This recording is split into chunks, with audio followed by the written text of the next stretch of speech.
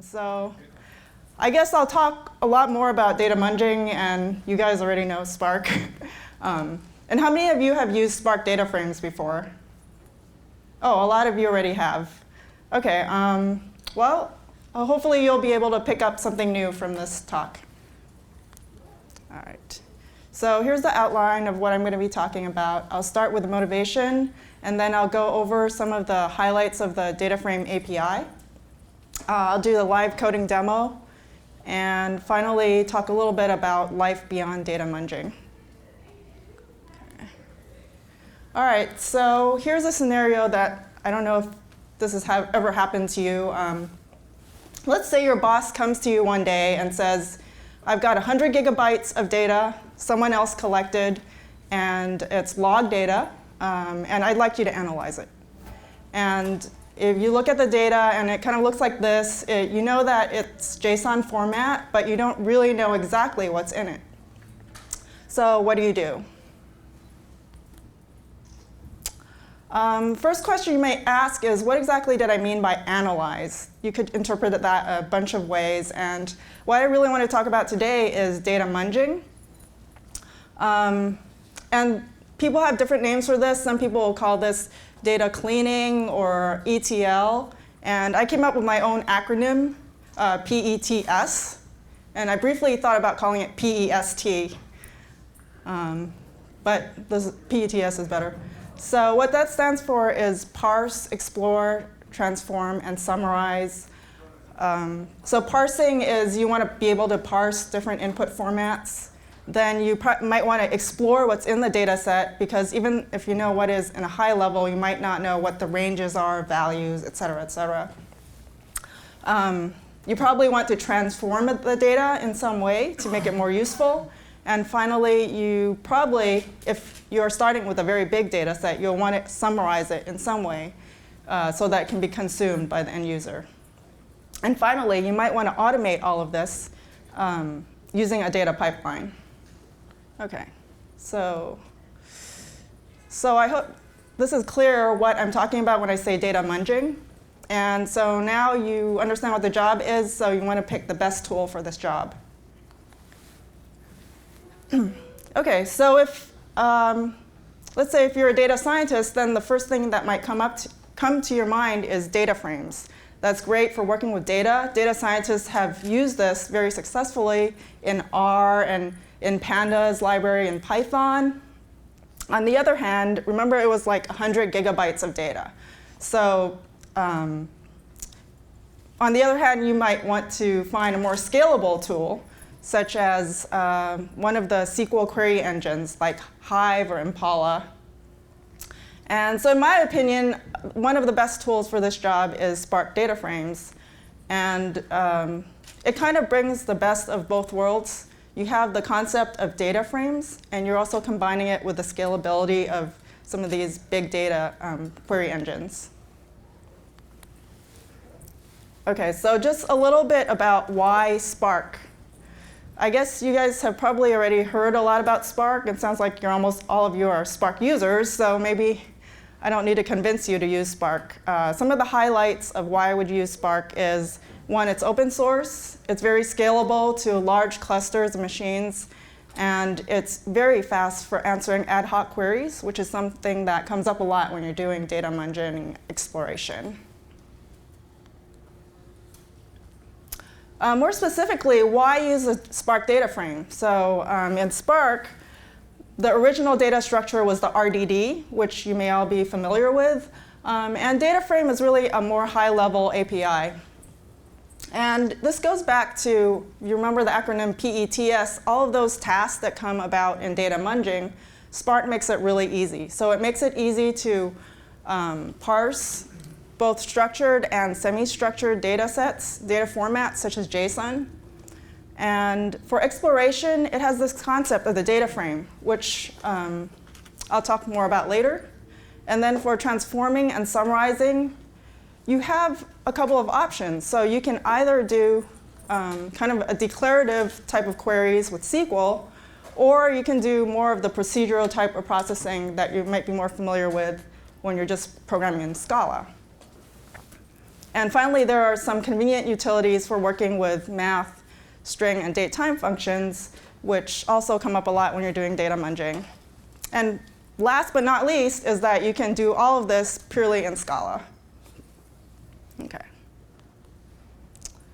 OK, so now I'll go through each of these in a little bit more detail and tie it into the DataFrame API. So first, you want to parse the data. So let's say that you had that JSON data set that you started with in the beginning, 100 gigabytes of JSON data. Let's start with Spark. So that is a variable of type Spark session. And this is your entry point into working with Spark SQL. How many of you have used Spark sessions before? OK, great. So it's familiar to some of you. I think it's new in Spark 2.0. And then once you have Spark, you can do spark.read.json, passing in the data file path. And it's going to return you a data frame object.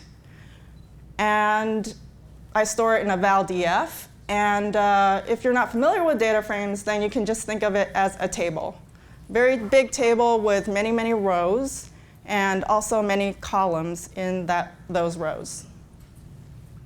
All right. So that was parsing. Now let's move on to exploring. So if you are not sure what's in the data set, the first thing you might want to do is print out the schema of the data frame. And before I go into this, let me just add that one line of reading in the data set that also automatically can infer the JSON schema for you so that you don't have to pass that in ahead of time. It's inferring it based on what's in the data set.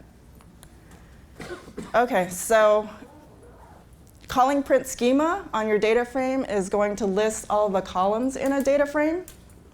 And so you can see there's a coordinates column of type struct. It's a nested data structure. There is a created at column that's type string. There's a language column, et cetera, et cetera. You can see all the column names and their data types. So now that you know the schema, you might want to zoom in on a particular subset of the data set, because obviously if it's a big data set, you can't look at every single row.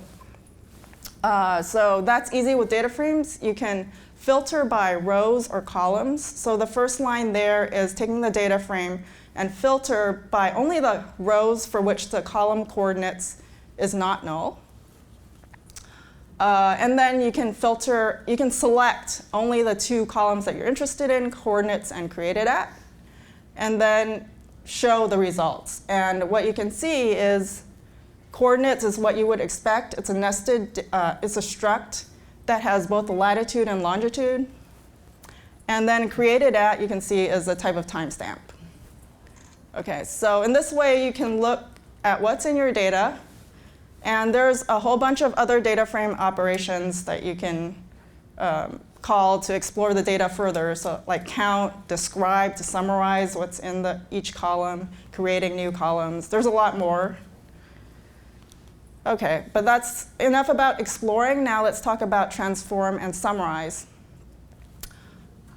So as I mentioned before, there are two ways that you can do this. One way is more of declarative queries using a SQL-like API. So I can start with my data frame, and I can say, select the language column.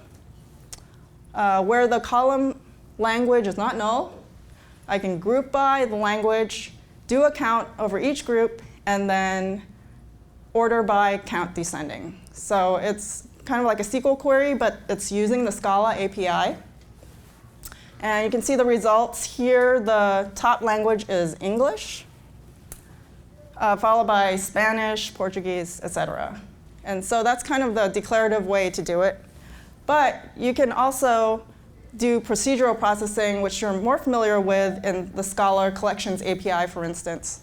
So we can take this language count resulting data frame, and we can call a map on it. And then passing in a map function where it will iterate calling this function on each row of the data frame.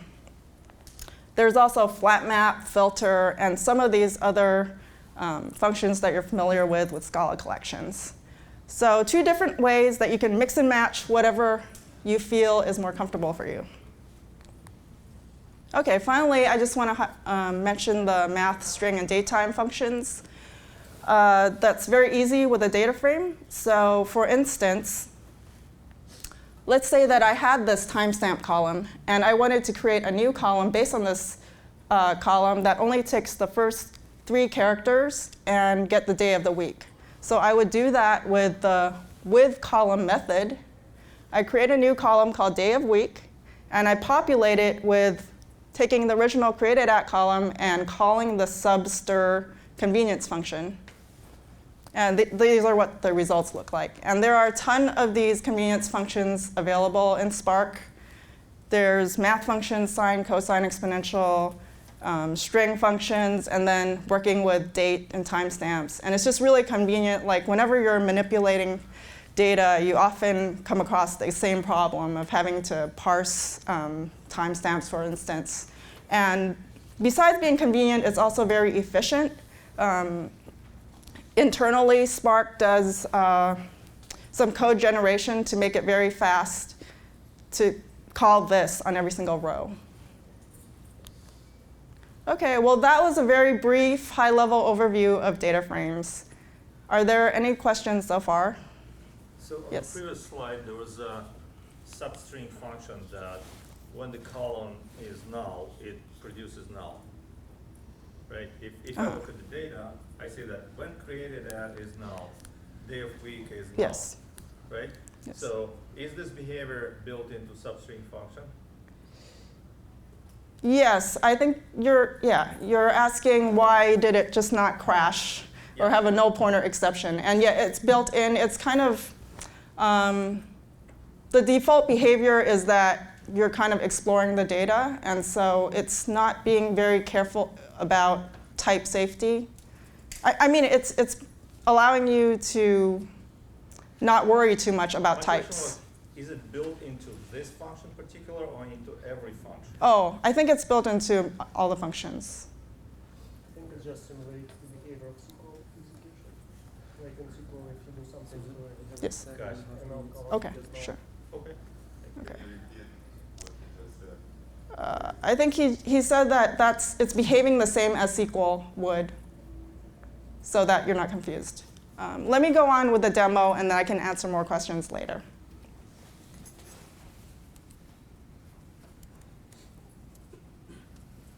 OK, so let me try to do this.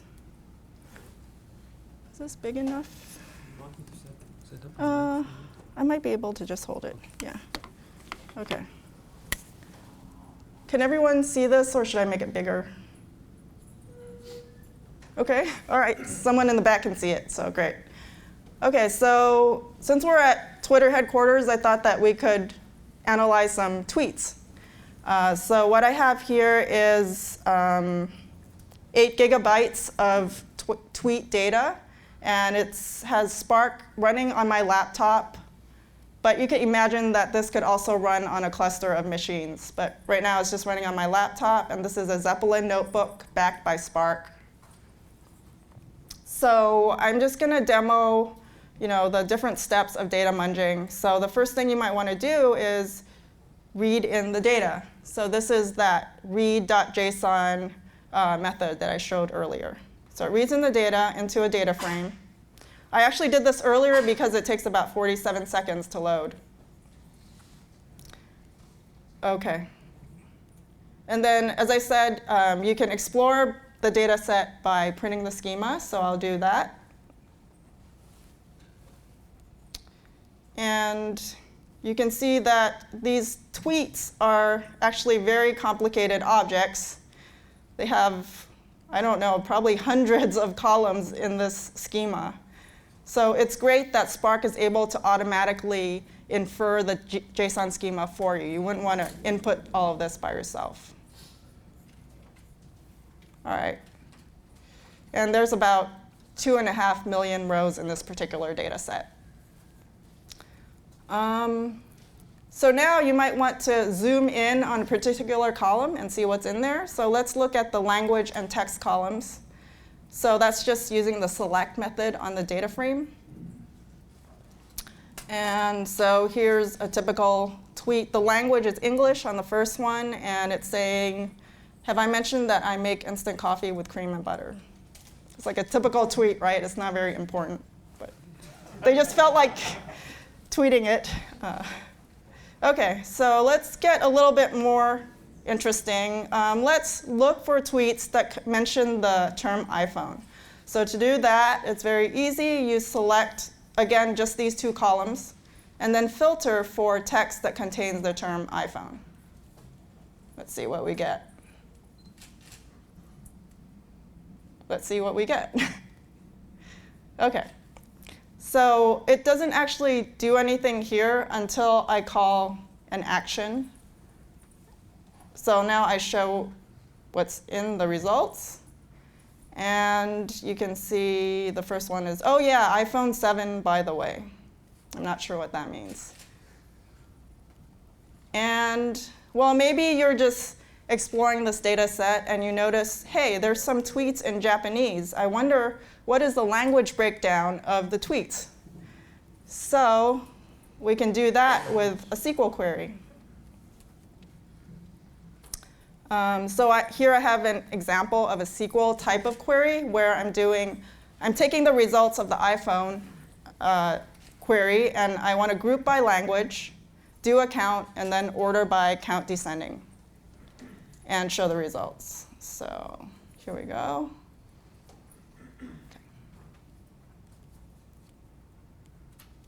OK, so it looks like the top language is English, as you might expect. The second one is, in fact, Japanese. So maybe there are a lot of Japanese iPhone tweeters out there. Who knows? All right, and then the final thing is it's very convenient when you're using notebooks to plot the results. So I'm just going to plot here.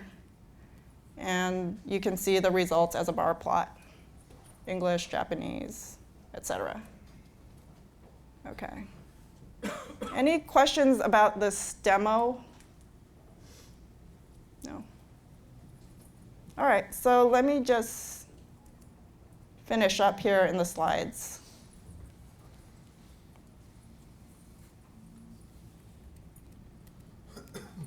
OK, so my last section is talking about what about life after data munging. So in the whole data science pipeline or in your analytics pipeline, you don't just do data munging.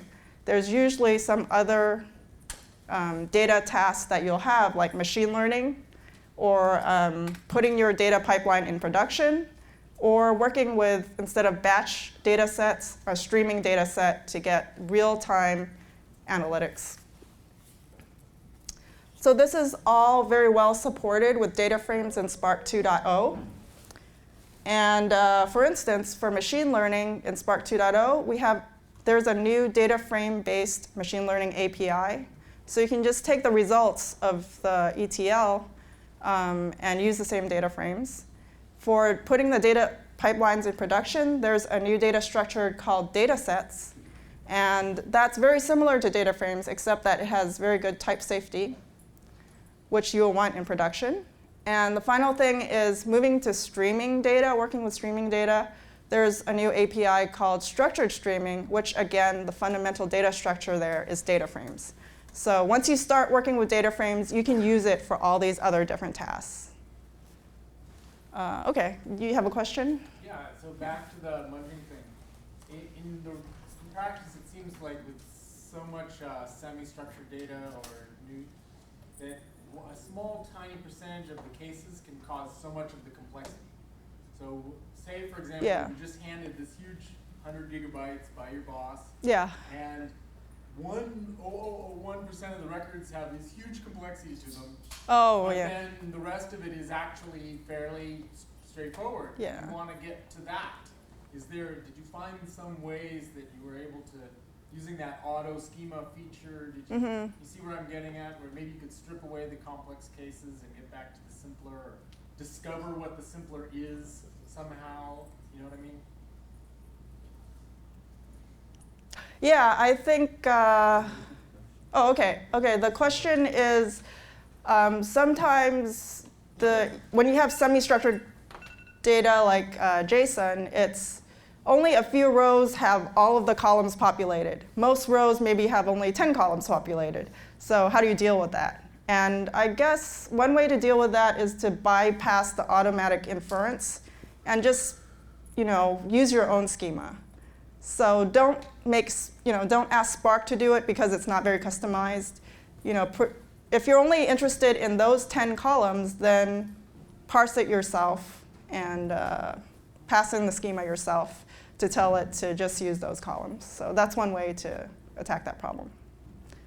All right, I think we're out of time. So thank you very much for listening. And if you have more questions, please come up afterwards.